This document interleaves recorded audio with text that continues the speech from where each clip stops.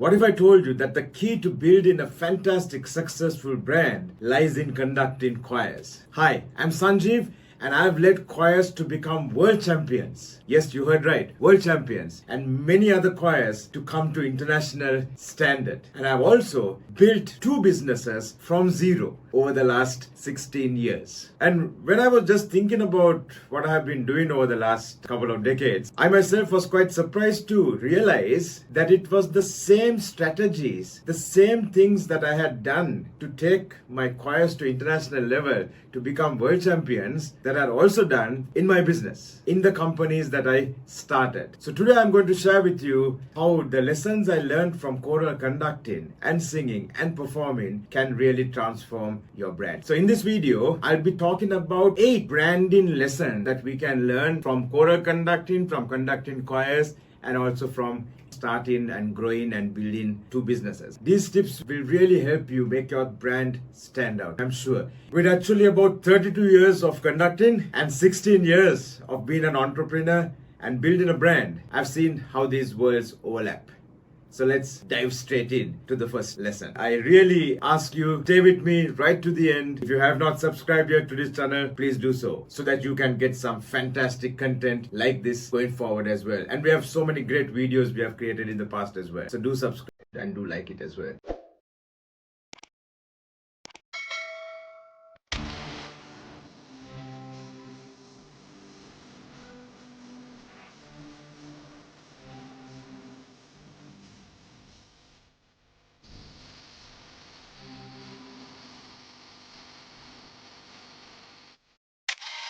No one to talk with all by myself. No one to walk with, but I'm happy on the shelf. In misbehaving, I'm saving my love for you.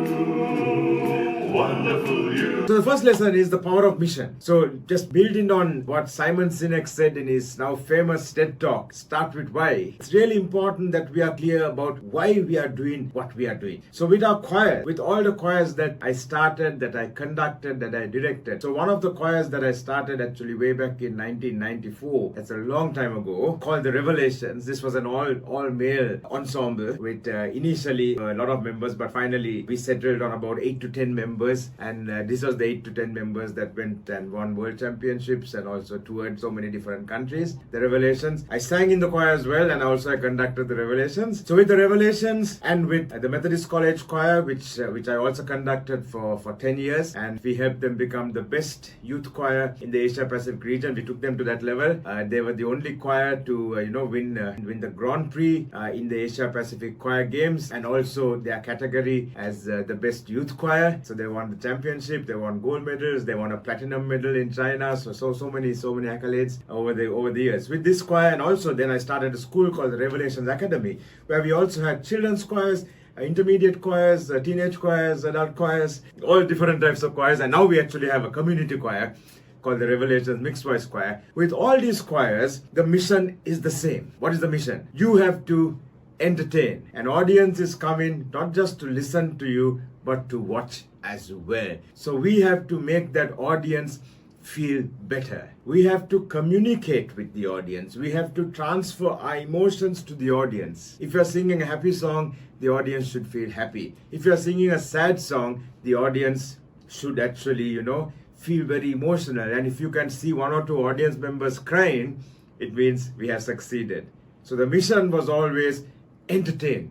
We have to be entertaining. We have to make the audience feel better for that 1 hour, the 90 minutes that they're actually watching and listening to us. Hopefully we are going to inspire this audience. So that's the mission as well. Inspire the audience to do better things, to have hope, to have resilience, to be stronger. So a lot of the work and a lot of the songs that we have done through all these groups was entertaining, giving hope, lifting people up, inspiring people, energizing people, ourselves and also the audience through the music that we did. So the mission was very clear. So having a clear mission helps us to actually do that. And then the audience that comes to watch us, to listen to these performances, they know this is what they are going to get.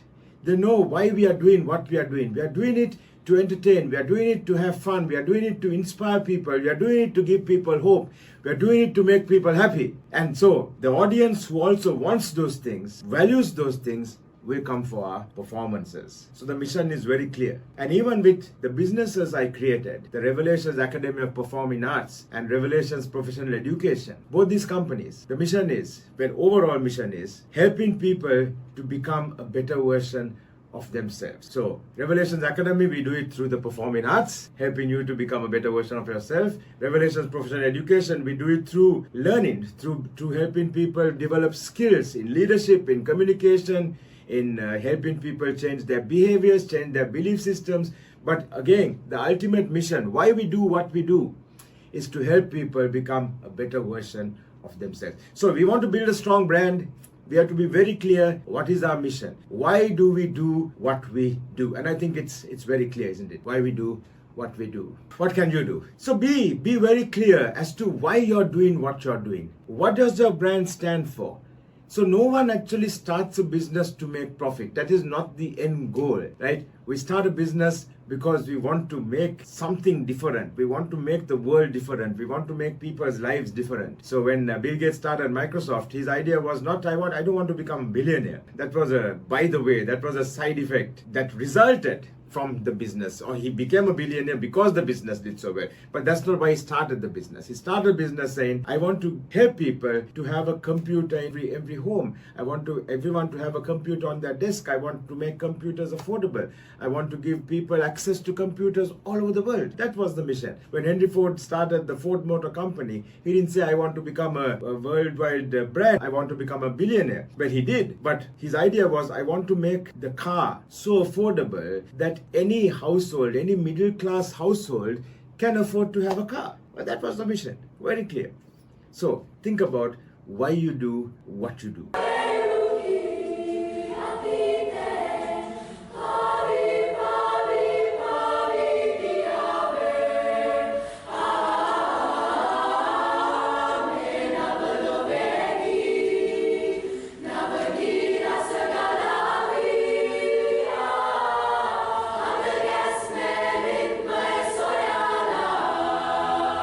The second lesson is we have to be authentic. No one wants to associate with or learn from or even be connected to someone who's not authentic, not genuine. So we need to be authentic. We need to be genuine. We don't need to be someone we are not. I was listening to a speech recently by someone who had won a lot of awards in public speaking. And when listening to him, I was thinking, is this person really being authentic? Because the way he was speaking, it was as if he was coming from a different country. He was using an accent of a person in that particular country.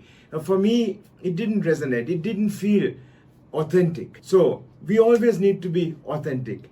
Can we be someone else? Can I be you? No. Can you be me? No. But I can always learn from you and become a better version of myself. You can always learn from me, see something that I'm doing that maybe you're not doing, and become a better version of yourself. We can always become better than we are. But while being true to ourselves, true to our values, true to who we are, always being authentic, being genuine. So with my choirs, we're always authentic, we're always genuine. And we might make mistakes, we might not be technically perfect, but we are there to give value, we are there to help the audience have a good time, to entertain, and that's really been authentic. And lots of times I just speak to the audience spontaneously. I'm not planning really what to say. And we thank them from the bottom of our hearts for coming there, for being our audience, for being with us that day. It's all about being genuine, being authentic, speaking from the heart. If you're authentic, even if you make a mistake, people will accept you because they think, okay, yes, he's authentic, I'm authentic, he's a human being, he made a mistake, I'm a human being, I also make mistakes. That makes us similar. So don't worry about making mistakes as long as we learn from the mistake and then we move forward. But it's important to be authentic. And even with the corporate training that we do, the work that I do in my organizations, we're authentic, never pretending to be someone we are not. Even in the training programs, my only goal or mission is to help the participants become better versions of themselves. And I will do whatever it takes to help that participant to get there. If it's about learning communication skills, I'll do whatever it takes to help that person to be better in communication.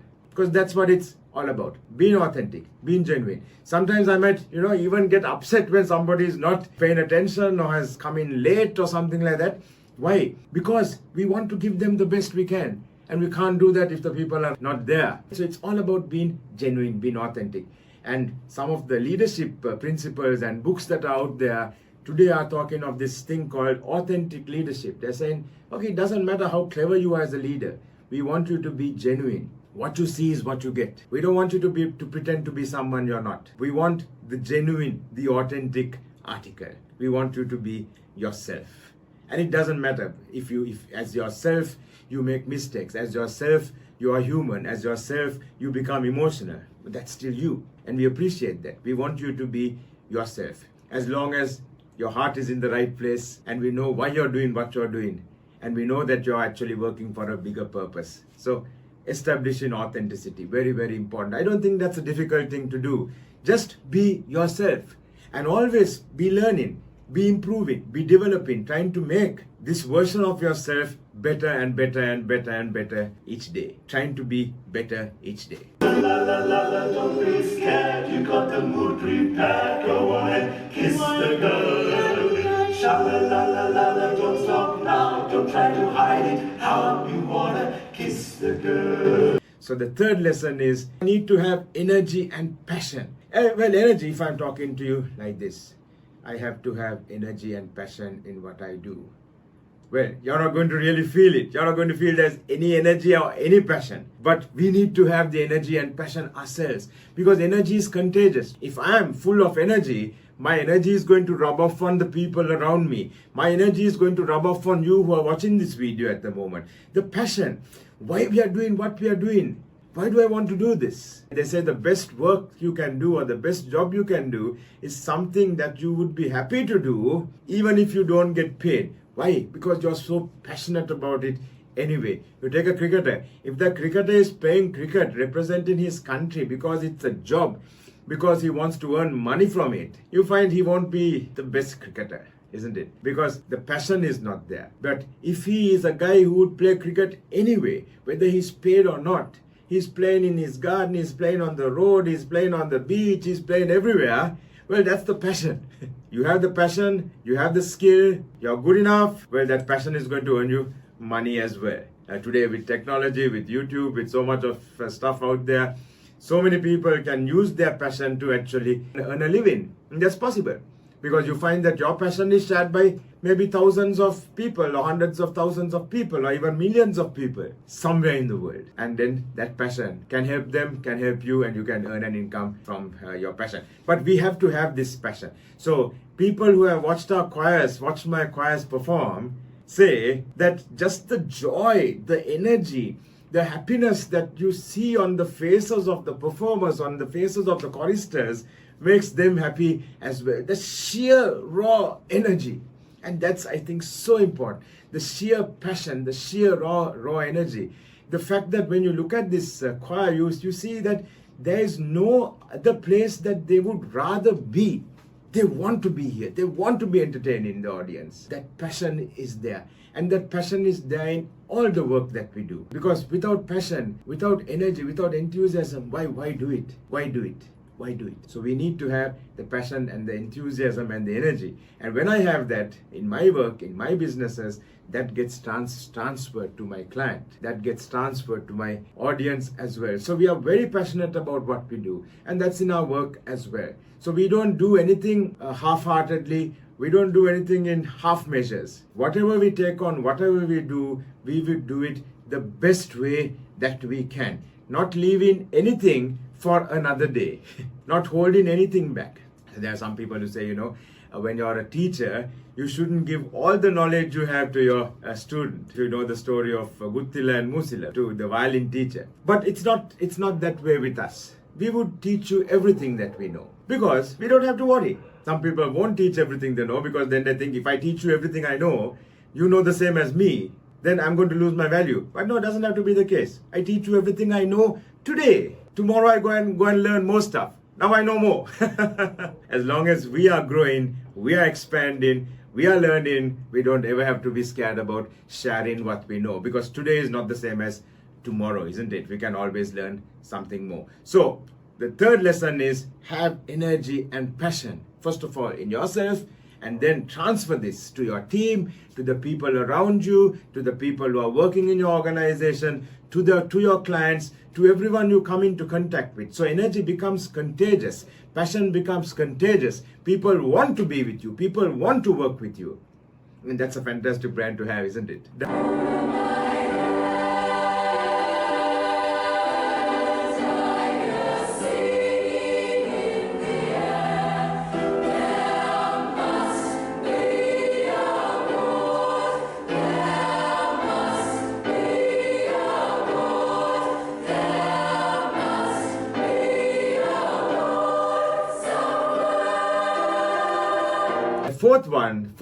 The fourth lesson is consistent. Be consistent. So if our choir performs 3 times for the year, the first time that the audience comes, they feel happy, they feel energized. The second time the audience comes to see us perform, they actually fall asleep. The performance is so boring. We have not been consistent in our delivery, in our passion, in what we are conveying, in the product that we are putting out. So we have to be consistent. Every single training program I do, no matter what the topic is, whether it's a leadership development program for a bank, whether it's a team building program for a garment factory, whether it's a speed reading program or lightning reading program for a group of students or master's level program or whatever it is, I have to make sure that I'm consistent. I'm giving you the same consistent, highest quality possible, giving you the best result possible. So we have to be consistent. We don't want to go to supermarket and buy a bar of soap today and it gives us this benefit, and I buy the same bar of soap after 1 week's time, I get a different feeling. I get a different,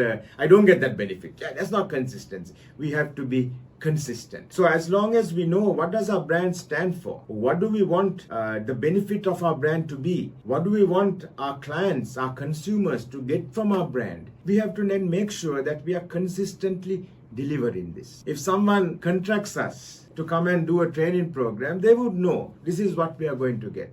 They would know that we would always start on time. They would know that we would always end on time. So for me, punctuality is important. Is that a value that you share? They would know that we would go the extra mile, do whatever we can to make sure the participants get the impact that we want for them, that the participants get the benefit, that they're able to bring these changes into their lives, into their work. So the organization is at the end of the day more profitable, a happier place to work in, a more energized place. And that audience is able to serve their clients, their customers better.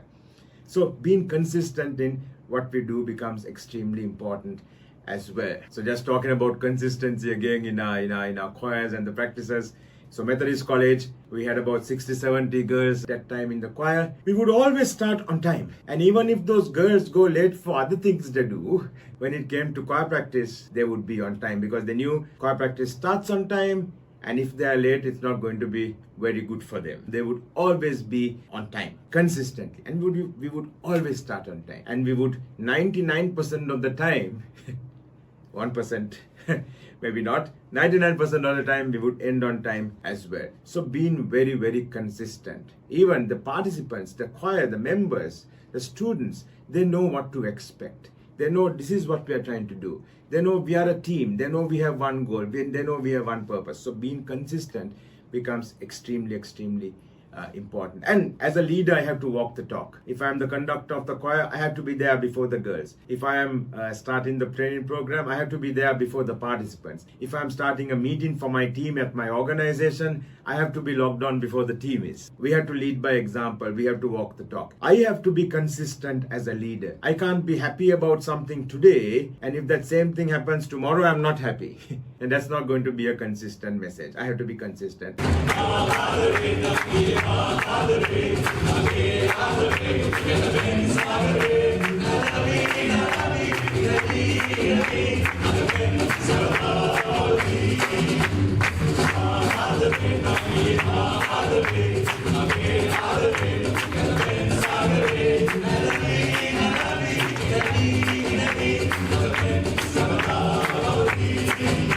Okay, lesson 5 is building a strong identity. People need to know who we are. So when people came to listen to the Revelation sing, they would know, okay, this is a group of 8 or 10 guys, yeah, ranging in ages, like across about 30 years gap between the youngest and the oldest guy in the group. It's going to be a lot of a cappella music. It's going to be a lot of fun. The choir is going to be enjoying themselves on stage, and therefore we are going to enjoy ourselves as an audience as well. When they came to see Methodist College singing it or performing, they would feel the sheer energy, the enthusiasm, the joy of the girls on stage. When they came to see the Revelations Academy children perform, they would, identity would be, this is a choir of very high quality. The kids are having fun. Yeah, it doesn't matter what age they are really communicating with the audience. The kids are showing such a lot of confidence on stage. They look so confident. They look so happy. That's the identity. That's the identity. And when we are talking of corporate training, corporate education, the identity is, this is an organization you can count on. This is an organization you don't have to be checking up on. This is an organization you can be sure will deliver. This is an organization that you're going to get a return on investment. So building a strong identity. Who are you known to be? Who are you known for? What are you known for? What does the environment think about you? So building this identity, not by having a lovely piece of paper or visiting card, or having a board up on your office saying this is identity, but showing your identity through the actions that are performed, that are visible on a day-to-day basis. That's identity. That's being authentic. That's who you are. So be who you are. What is the identity? What do people think about as soon as you hear the name Sanjeev Jayaratnam? That's my identity. As soon as you hear the word the Revelations, what do people think about? That's the identity. What do they think about when they hear your name, or they hear the name of your brand, or they hear the name of your organization? By the way, your name is your brand. So everything we are discussing in this video, you can apply it to yourself as well to build your own brand as an individual, as a person. Your name is your brand. So be consistent as well. Build your strong identity as well. Who are you? Who are you? And identity means also that you're different, you're unique, you're different from everyone else around you. What makes you you? That's your identity. So creating a strong identity becomes extremely important. Again, when people come to watch us, they know this is a choir that's going to entertain. That's the identity, and that helps us stand out in the marketplace. I remember when the Revelations actually went to Austria for a competition where we actually became world champions. Some of the members are highly qualified in music, but I wasn't. As the leader, I have actually practically no musical qualifications. Therefore, we didn't really know what was right and what was wrong. So we would do what our gut felt was the right thing to do. And our identity was just go out there and have fun. So if you're having fun, what's the good thing? There's no pressure. If you're having fun, what's the good thing? There's no stress. If you're having fun, you can be very confident. And all we always told ourselves was, and even the other choirs, Methodist College Choir or the Revelations Academy, when we were performing or when we were, competing anywhere in the world, what I always told the participants, the kids or the adults was, just go out there, be the best that you can be. Do the best that you can. Be the best version of yourself. It doesn't matter whether we win or lose. That's not the point at all. Just go out there, do your best. If your best is good enough, that's great. And we win, that's great. If we have still done our best and we don't win, that's also fine. Because there's nothing more we can do other than our best. So the target was never to win anything. It was just to go out there, make sure we don't hold anything back. But we put it all out there. We do our best. We don't hold anything back. We just go out there, do our best. And that was really our identity in actually everything that we do. The companies I'm running, or the choirs I'm directing, or whatever it is. Identity, do your best all the time.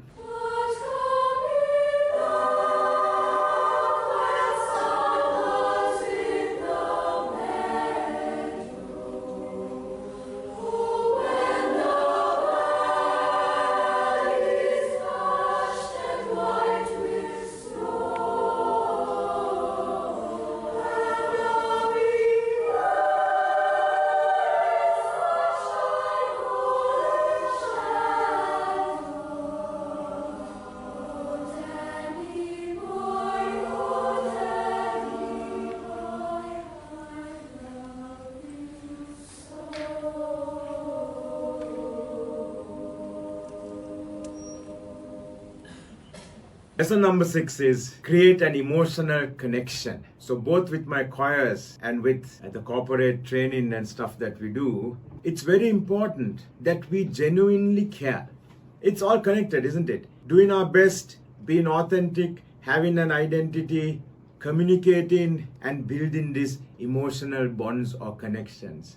If the participants of my training program know I genuinely care about them, I'm genuinely trying to help them, that builds a connection, that builds a bond, that builds something there. Same way, when we perform and the audience knows we are being authentic, we are being genuine, we genuinely want to entertain, we genuinely want them to have fun. We are not doing this as a job. Nothing wrong in doing a job, but we are doing it for a bigger purpose. We are doing it to emotionally connect. We are doing it to inspire. We are doing it to help people have a better day. We are doing it to help people to be happy. Well, that emotional connection becomes extremely strong. They say that people don't remember what you said. People remember how they made you feel. So if whenever I meet you, I can help you, I can make you feel better, you're going to want to come and meet me again, isn't it? Because each time we meet, you feel better. If each time I meet you, I feel better, I want to meet you again. So it's all about creating that emotional connection or bond. Is that what your brand is known for? Our brand is known for that we are creating emotional connections. We genuinely care about our clients, about our audiences. So when we perform, we have to genuinely care. We have to just be ourselves, transfer those emotions. So you say emotions are also contagious, isn't it? If I'm happy, I'm talking to you, you're going to be happy. If the choir is happy, and the choir is full of energy, that emotion, that happiness is going to get transferred to the audience. Have you ever been seated in a classroom where there's a very knowledgeable lecturer teaching you, double PhD, right, extremely knowledgeable, but the class is asleep? Why is that? Because the lecturer is not showing that he is interested in his own subject. The lecturer is very knowledgeable, but is not able to transfer his passion, because maybe he has none. Or even if he does, he's not able to transfer that passion to the audience. He's not able to create an emotional connection with the students. So that becomes very important, creating this emotional connection, this emotional bond, because everything we do is actually driven by emotions at the end of the day. Emotion is energy in action. Energy in motion is emotion. So the more passion I have, the more energy I have, my emotions are going to be more positive, going to be more upbeat, which is going to then be transferred to you. So remember, people don't remember what you have said, but people will always remember how you made them feel. So emotions, creating that emotional connection with your participants, with your colleagues, with your team, with your clients, with your customers. They'll want more. They'll want to come back for more. With our corporate clients as well, we have built an emotional connection which makes them want to hire us again. There are some companies that we have been working with for the last 14-15 years, and we still are, because now we are friends, and we have been consistently delivering value, and there is an emotional connection. What is it? It's a very simple word really, like. If you are employed by an organization today, it's because you like the person who interviewed you, and the person who interviewed you liked you, because otherwise the hiring would have never taken place. At least that step of hiring would have not taken place if there was no reciprocal liking from both sides. Okay, you're not going to watch my videos if you don't like me. There are probably some people out there whom I annoy. I'm sure those people are not going to watch the videos. There's one guy who has been watching some of my TikToks, and I don't know why he watches, but the consistent comment he puts is, wow, this guy is so annoying. So there's at least one guy out there whom I'm annoying. So we can't like everyone, nor can we get everyone to like us. But at least we need to try. It's about building that emotional connection. So how do we build emotional connections with people?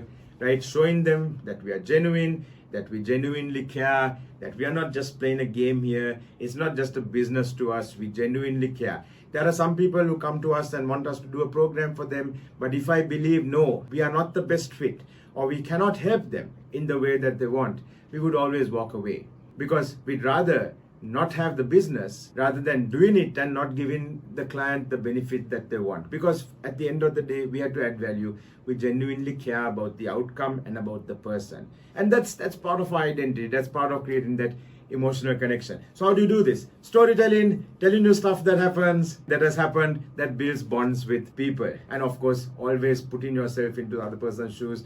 right? Showing them you understand the position they're in. Even with the participants I have in my training programs, I think that they're like me, they're not going to learn much. But I have to think like them. I have to think, okay, what if I was them? I have to think of the audience. What if I was seated in the audience? What would I want to hear or see? So empathy also becomes very important. Create this emotional bond.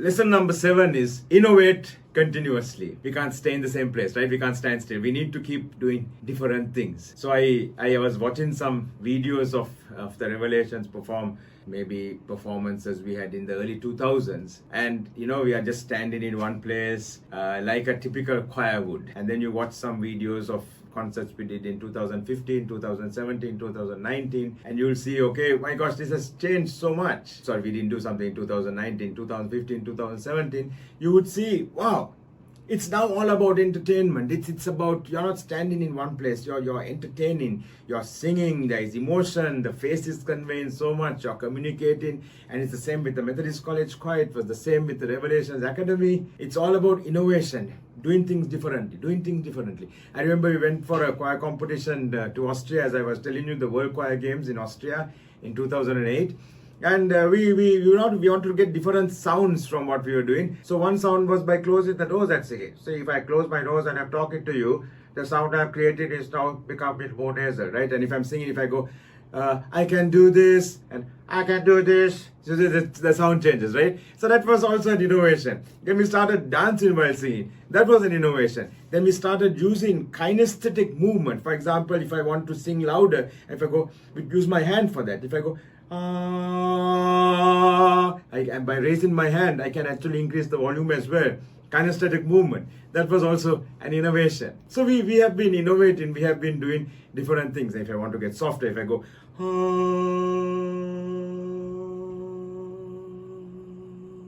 using kinesthetic movement for that innovation as well.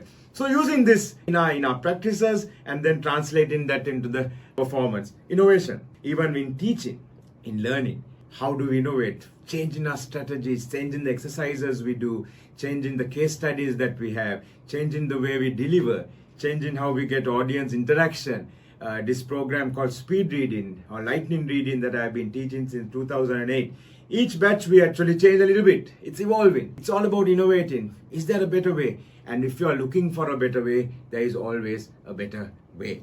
It's like there's a new version of the product, We're innovating. We're coming out with different ways. The Asian Choir Games in 2007, before we went for the World Choir Games, we took part in one competition and we failed to qualify for the higher level of competition. So the group was like totally down for a couple of days, wondering, okay, how are you going to get back up again and whatever. So that particular competition, we didn't really qualify for the higher level of the competition, the next category. We ended up with a gold diploma, and we were down. So we were able to pick ourselves up. As the leader, I was able to actually help the team to get back up again.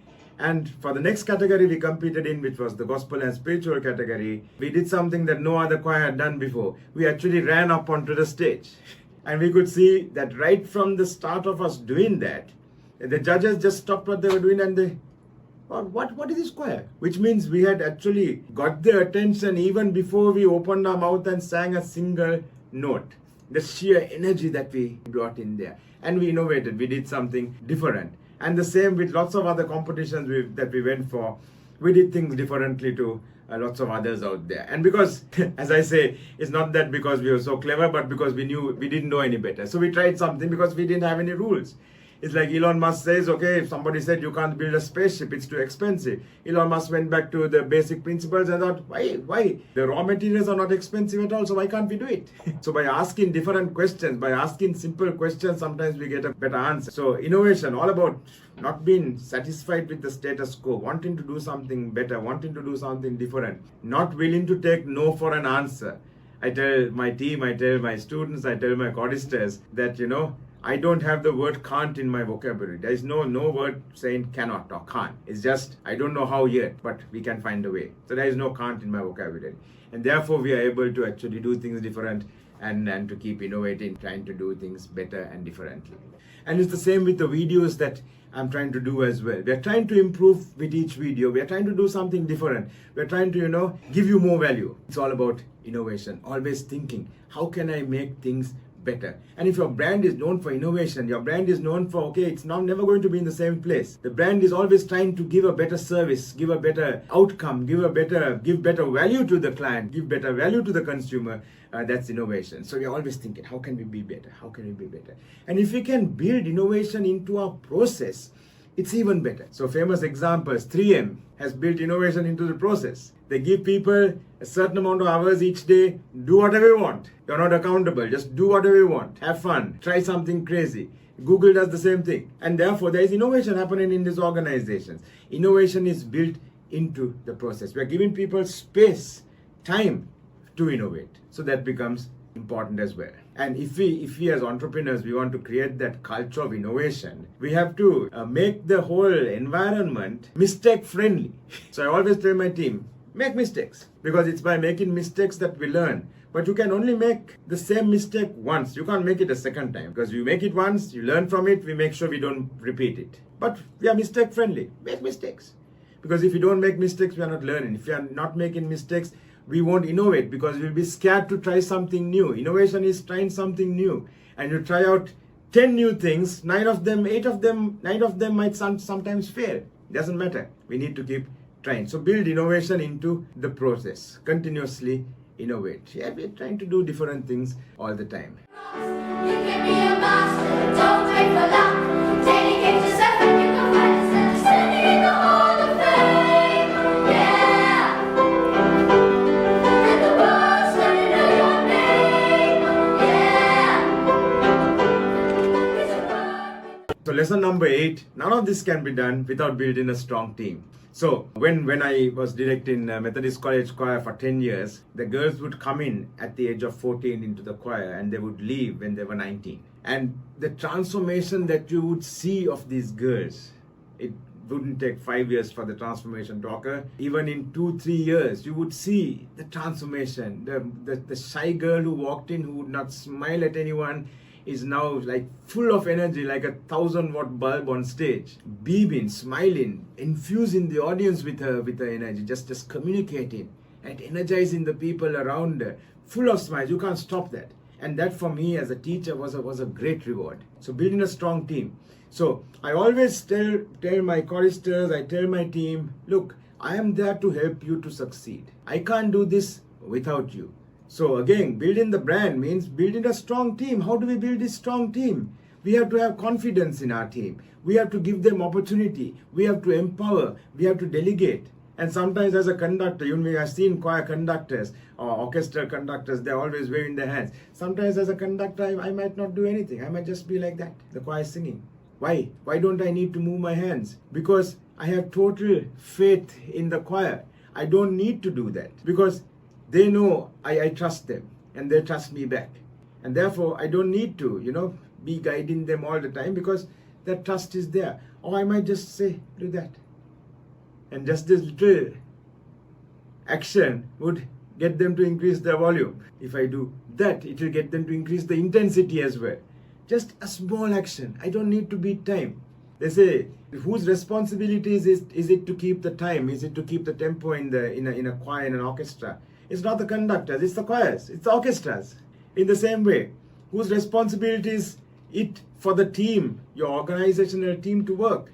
It's not the leader's responsibility. Team member, you better do that. That's why you're there, that's why you're employed, that's why you're part of the team. You do what you have to do. I'm there to guide you. I'm there to help. I'm there to clear any roadblocks. I'm there to give resources if needed.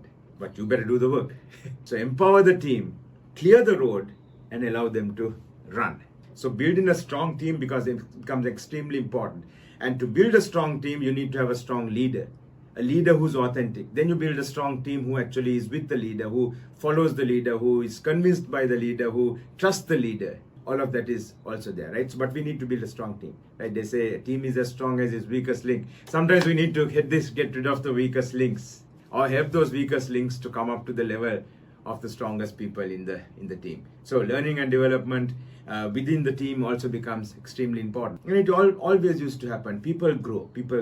If you're not growing, what's the point? I tell my choristers, say, if you don't know how to read music when you join the choir, if after 1 year you still don't know how to read music, we are not serving you and you're not serving us. It means you're not growing, you're not learning, you're not better than you were when you joined. So what's the point? You have to be growing, you have to be learning, you have to be doing something different. And the same with my team.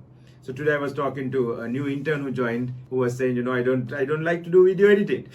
Okay, and then I was able to talk to her and say, if you can do video editing, if you learn how to do it, it's just going to be more value for you, more value for your CV, more value for your life. I was telling her, I can do video editing myself. I do it from time to time when there's no one there to support. Doesn't mean that I have to do it each day, because now I have a fantastic team. If necessary, I can. And that just makes me stronger. It doesn't make me weaker. So having one more tool in my toolbox just makes me, better. I have another option if I need to use it. So nothing ever lost, right? Keep growing. Build a team. Make everyone stronger.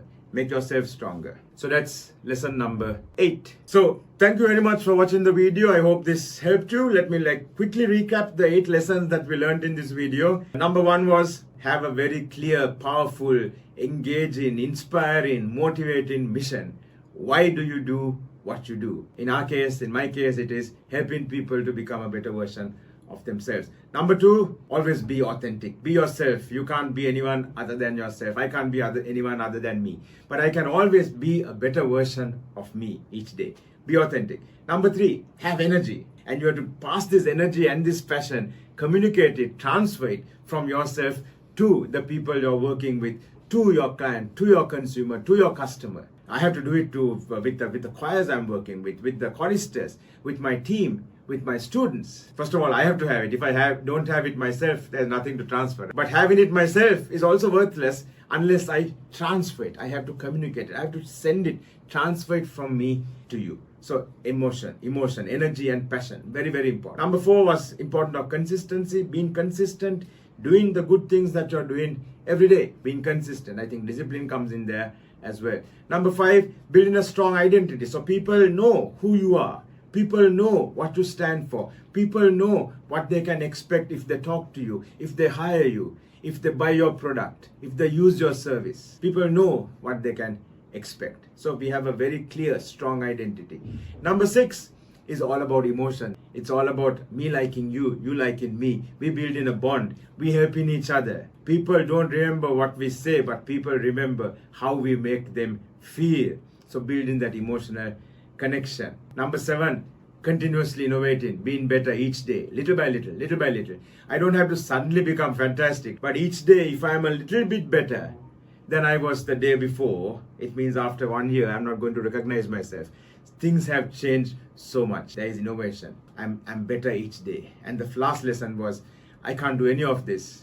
I can't really be successful without a strong team, right? So to build a strong brand, we also have to have a strong team, and the team together each achieves more. So team, TEAM, together each achieves more. So having a good team, having a great bunch of choristers, having a great bunch of teachers with me, having a great bunch of people working in our company, we're able to succeed, we're able to build this strong brand. Just a quick story which came to mind. During COVID, I was running the Revelations Academy, where we were teaching performing arts, singing, dancing, musical instruments to kids from the age of 4 and up.